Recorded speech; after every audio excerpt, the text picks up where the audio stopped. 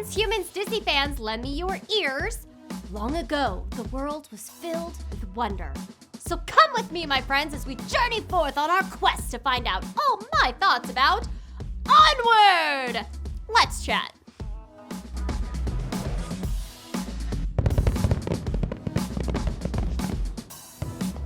Hey guys, Melanie here, and last night I went with my kids to see Pixar's 22nd feature-length film, Onward! And now I'm here to share my thoughts with you about Ian and Barley's epic quest. I'm going to give you my overall spoiler-free thoughts first, and then when I give the warning, the spoilers will be flying all over the place. So let's get started. I'd like to just state here that I have not read or watched any other reviews on this movie yet, so all of the thoughts in this review are my own original brain nuggets. So, overall takeaways. It was fun. It was entertaining. Several laugh out loud moments. It was well acted, it was well made, well animated. If I'm looking at the movie and comparing it to all other movies ever made, I'd say that it ranks pretty high. However, if I'm just comparing it to all of the other films that Pixar has produced, that's a different story. I'm kind of sorry to say that it would probably place about 13th out of 22 films. Should I do a video where I rank all of the Pixar films? Tell me if you'd like to see that in the comments below. So, as far as Pixar films go, it's not even in my top 50%, which was a little disappointing to me. I had really high hopes for this movie, especially considering how much I have loved some of their most recent movies, namely Coco and Incredibles 2, which I liked better than the first Incredibles movie. And this movie seems to be getting rave reviews, and I was just expecting more. Onward did not meet my expectations, but that being said, it's still an enjoyable, well-made movie, and you and your family will be entertained and get your money's worth from a trip to the theater. In fact, all my kids said they loved it and wanted to go see it again. So, by all means, go forth and see Onward. And once you do, you can finish the rest of this video because from here on out, there will be spoilers. And I'll go into a lot more detail as to what aspects of the film were a bit disappointing to me. You've been warned. Spoilers in 3, 2, 1. Again, I'd like to say that I enjoyed this movie and was entertained by it. But this is the part where Melanie's gonna get pretty nitpicky.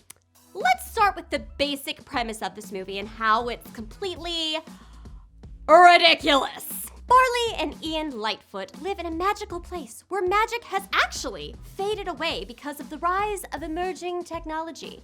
Why master difficult spells to conjure light? They give us an example when you can just turn on a light with a flip of a switch. But I'm calling cow poo on this whole premise. Later on in the movie, the spells that Ian uses are for levitating things and conjuring lightning and making things gigantic. And technology in this movie hadn't figured out how to do any of that. You're telling me, makers of Onward, you're telling me that wizards were just like, yeah, who cares about making things float, making things gigantic, and harnessing the powerful lightning? We've got electricity. No, that's so ridiculous. The way that magic could be used and weaponized alone would keep people practicing it so that they could defend themselves from other people who still decided to use magic.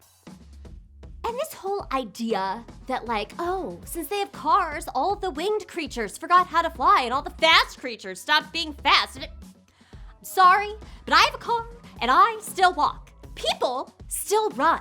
And if I had wings and were able to fly, you're telling me I wouldn't? What? No way! I understand the point they are trying to make, and yes, in our culture today, many abilities and crafts have been left to the wayside because of technology, but not even completely. People still sew, there are still blacksmiths, people still go to the library. I'm sorry, but I had a hard time with this overarching premise. But okay, suspend your disbelief, Melanie, and just try to enjoy the movie, I said to myself, but don't worry, not out loud. I'm not one of those people who talk in the movie theater, but you know who you are.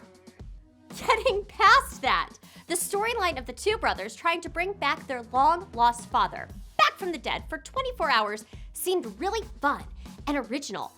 But as I've contemplated the movie for the past 24 hours, if I had to use one word to describe it, it would actually be unoriginal. A Pixar movie. Unoriginal? Say it ain't so. Oh, I even hate saying it myself. But I'm totally serious. It's sad, but I wonder if we've finally gotten to the point, 22 movies into Pixar's existence, that they are beginning to repeat themselves. And here's what I mean. It's almost like someone at Pixar was dared by a friend. Hey man, I'll bet you 10 grand to make Finding Nemo again with a different title and see if people notice. I'm not kidding, guys. There were like lots of things about this movie that I cannot believe that no one at Pixar was like, hey, but guys, isn't this just like Finding Nemo? And put a stop to the madness. Let me count the ways. Two very different people on a long, arduous journey to find a lost loved one. The more put-together character of this duo doubts both the path and the wisdom of their traveling companion and offends them by saying so. Another separated loved one, in Nemo it's Nemo, and in this it's their mother, can't believe when they hear reports of the bravery and daring deeds of the fearful family member on that journey, Marlin or Ian. The main character learns a lesson of not being consumed by fear and to be more bold and daring. Are you seeing what I'm seeing here? I was really, for a lack of a better term, I was just disappointed that they were using so many of the same themes from Finding Nemo. It's Pixar. They are known for being original. What happened with this movie? Unlike Finding Nemo, though, where at the end of the movie, there's this tremendous emotional payoff when they are reunited. This movie's reunion sucked! It sucked. I did not like it at all, and the more I keep thinking about it, the more I get annoyed. Ian didn't get to meet his father, and we don't even get to see or hear Barley's interaction with their father. Am I the only one who was extremely disappointed here? I've got to know. Did you like this ending? Please tell me in the comments. But borrowing so many themes from Finding Nemo isn't even where the unoriginality ends. Now, before this movie came out, I heard some other YouTubers saying that they thought that Onward fit into the Pixar theory because maybe this was a made-up imaginary world thought up by none other than Andy from Toy Story. Now, if you are unaware of what the Pixar theory is, basically, it's where people have theorized that every movie Pixar has ever produced is in the same universe and that they are all connected in some way, shape, or form. But I think I may have a better theory for whose made-up imaginary world this belongs to. Peter Quill, but you might know him better as Star-Lord. Yes, I know that Marvel and Pixar are definitely not in the same universe. However, they are both owned by the same parent company, Disney. So why would they borrow so heavily from the Guardians of the Galaxy storylines? Maybe it's because I just rewatched the Guardians movies recently, but the similarities were really hard for me to miss. For instance, like Barley, who happens to be voiced by Chris Pratt, who also plays Peter Quill. Barley says that he never said goodbye to his dying parent because he was too scared. Peter Quill does the exact same thing in the first Guardians movie. Or what about Ian longing his whole life to have a father and then realizing that he's actually had a great father figure in his entire life that he'd been taking for granted, exactly like Peter Quill realizes in Guardians Volume 2.